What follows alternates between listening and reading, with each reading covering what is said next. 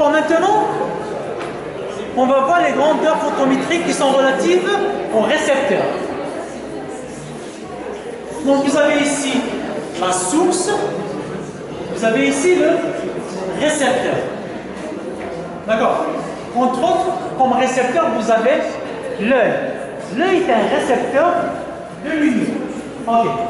Donc qu'est-ce qu'on dit à propos du récepteur? Donc on parle d'éclairement d'une surface réceptrice. Donc vous avez ici un récepteur.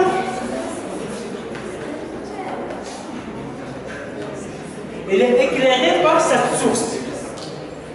D'accord. Si un élément de surface des sigma localisé au niveau du récepteur reçoit un flux lumineux diffus.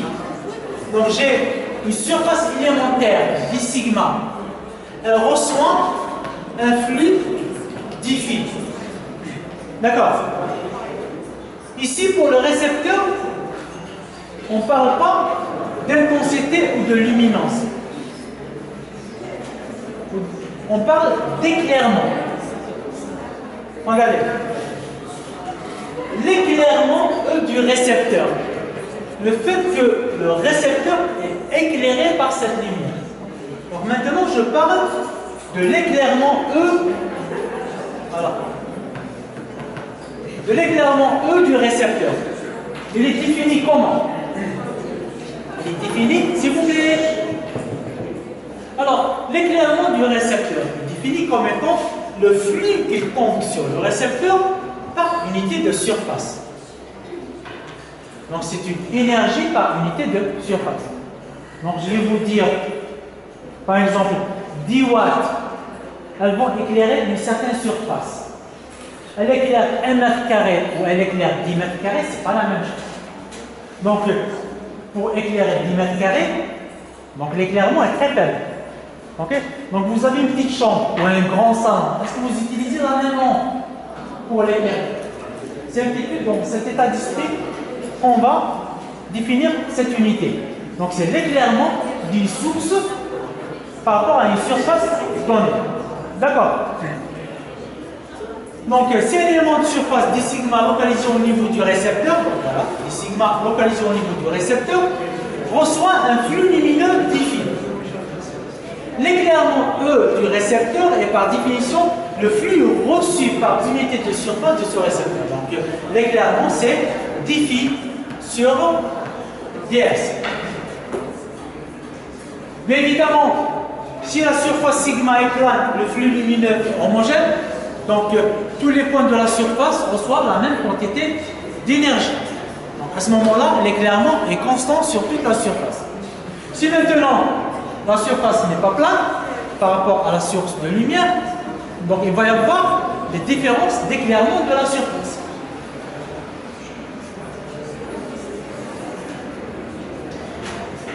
Alors l'éclairement, donc le fait que le flux c'est le lumen par rapport à une unité de surface. Donc ça va être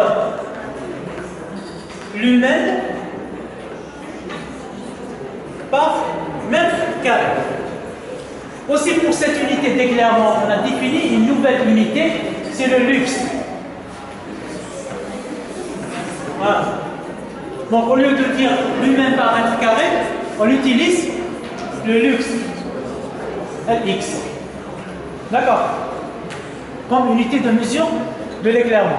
Alors l'éclairement se mesure directement en moyenne d'un luxénaire. Donc pour mesurer l'éclairement, donc il y a des appareils pour mesurer l'éclairement d'une chambre par exemple.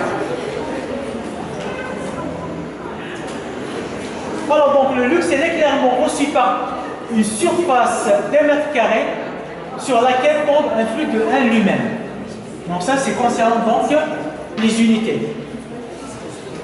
Donc bien évidemment en radiométrie l'unité équivalente c'est le watt par mètre carré, tout simplement. Bon, quelques ordres de grandeur de certains éclairements lumineux. Donc vous avez le soleil direct. Donc il faut juste avoir un ordre de grandeur. 10 puissance 5 lux. Lumière du jour comme ça. Donc 10 puissance 4, sans éclairement du soleil. Alors une rue par temps clair autour de 10 puissance 4, un ciel couvert 10 puissance 3. Voilà. Donc vous voyez que ça part de manière logarithmique. Ce n'est pas de manière linéaire. Un éclairage artificiel correct, c'est-à-dire pour une chambre, pour un salon, donc vous avez 100 lux.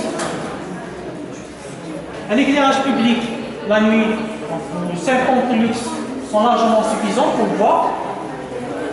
Une lampe de 75 à 2 mètres, qui est placée à 2 mètres. Donc vous avez 40 lux, une lampe de 75 à 4 mètres. Ça diminue. Donc, bien évidemment, plus je m'éloigne de la source, plus le flux que je reçois diminue. Donc automatiquement, l'éclairement diminue avec. D'accord? Alors donc, dans ce tableau, je vous ai fait une petite synthèse par rapport à ces grandeurs radiométriques et les grandeurs photométriques, s'il vous plaît. Donc pour le flux de la source, flux lumineux de la source, donc flux énergétique, c'est watts par seconde, c'est watts, c'est énergie joule par seconde. Donc ici vous avez les grandeurs radiométriques, son équivalent en grandeur photométrique. Donc pour rappel, grandeur radiométrique, c'est les grandeurs qui sont mesurées par les instruments de mesure. Donc c'est une grandeur mesurable, c'est une grandeur physique. Une grandeur photométrique, c'est une grandeur qui est perçue par l'œil. C'est bon? Est-ce que c'est clair ce point? Donc une grandeur radiométrique, c'est une grandeur physique mesurable par un instrument de mesure. Une grandeur photométrique, c'est une grandeur qui est perçue par l'œil. Très bien. Donc l'intensité lumineuse, donc lorsqu'il s'agit d'une source ponctuelle, donc c'est le watt par stéradian. Donc pour la grandeur photométrique, c'est le candélabre. Pour une source étendue, donc ça c'est une source ponctuelle, ça c'est une source étendue. Donc on utilise le candélabre par mètre carré. Et pour l'éclairement énergétique d'une source, pour la photométrie, donc c'est l'éclairement lumineux, on utilise le lumen par mètre carré qui est le lux. C'est bon. Est-ce qu'il y a des questions pour aujourd'hui?